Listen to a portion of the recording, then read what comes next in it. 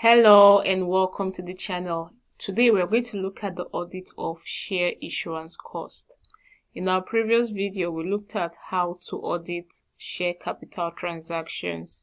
And when you have a client that issued shares during the year, they might incur some share issuance cost. Okay, so how are you going to audit the share issuance cost? So here we have our working paper, and the working paper for the share issuance cost testing, and we have the purpose. Okay, so here I'm putting the purpose of this testing. I said to gain assurance over the existence, accuracy, and then the classification of the share issuance cost. So what are the procedures I'm going to take to audit this cost? Okay, number one, I'm going to obtain the client's general ledger, okay, for share issuance cost, and I'm going to scan through the ledger for any transactions that are unusual. And number two, I'm going to look at the GL for high value items. Okay, you're going to see how I calculated my high value item here. And lastly, I'm going to select my samples, and I'm going to trace the samples I selected to the supporting document. Okay, so here was my sample calculation, how I arrived at my sample.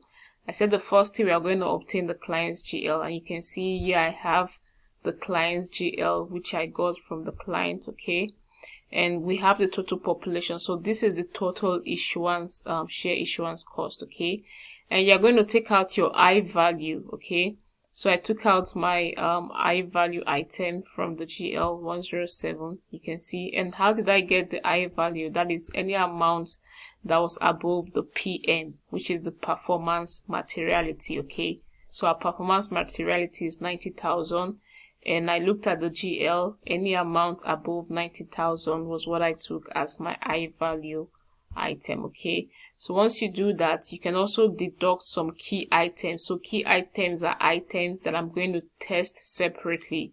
In a different video, I can show you how I tested the broker warrant. Okay, so that is why I'm deducting this from that. So after that, we have our residual population. Okay, so from the residual population, I'm now going to select my remaining samples. Okay, so now let's see the testing below.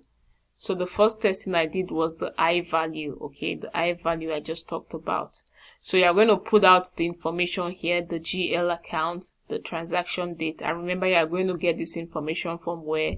From the GL. So you're just going to take it from the GL, the name, and then the amount. So once you're done taking that, you're now going to do your testing. Okay, so you're going to request the supporting documentation from the client. You're going to ask the client to give you any support to to agree this amount to. So in this case, the invoice, there was no invoice number, and then the description on the document provided by the client says finder's fee. I'm going to put that here. Okay, and then the invoice amount, that the amount I can see on the document was this amount.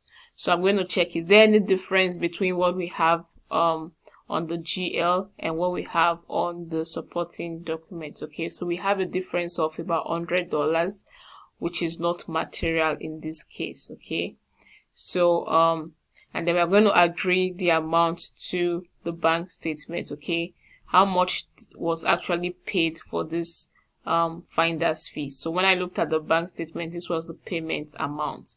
And we have the type. It's saying this type of transaction, because you want to be sure that this amount actually relates to the issuance of share capital. If it does not relate to the issuance of share capital, then you have to tell your client to reclassify the amount. Okay, so but in this case, I've looked at it, I've looked at the supporting document, and I can see that this is actually a cost relating to the issuance of shares.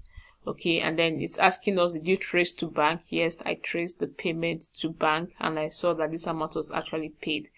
And it's also asking us here, is the share issuance cost, so is this actually a share issuance cost? That is it accurately classified as a share issuance cost? And here I'm saying yes, because I've looked at the supporting document and I can see that it is actually finder's fee relating to the issuance of shares.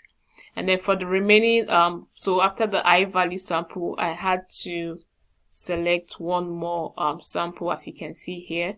So I took one more sample from the GL. So randomly I selected one sample from the GL. So you're going to put the GL information here, the account, the transaction date, the source, the name, and you're also going to do the same thing. So for this transaction now, I'm going to agree to the supporting document. Okay, the description on the document says commission on private placement, and by looking at this, does this look like something that relates to the issuance of shares? Yes, it does. Okay, because this is commission on private placement, so it relates to the issuance of shares. And then how much can you see on the supported document? This was the amount.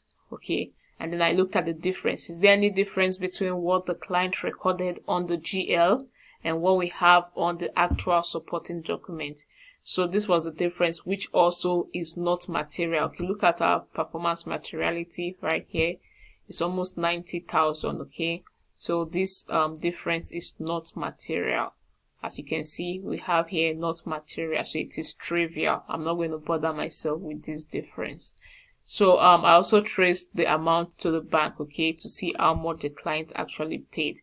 And here he's saying what type of share issuance cost is this. Here we have PP, that is, it relates to commission on private placement, which is a bit different from the finder's fee.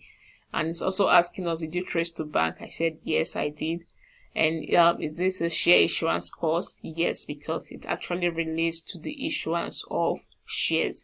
So if you come across a situation where you put no, you have to discuss with the client for them to reclassify that amount from share issuance cost to a different expense account. But in this case, these samples I selected are all share issuance cost.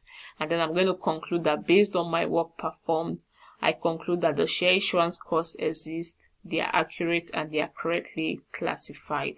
Okay, so if you ever come across share issuance cost, this is how you can go about auditing that cost.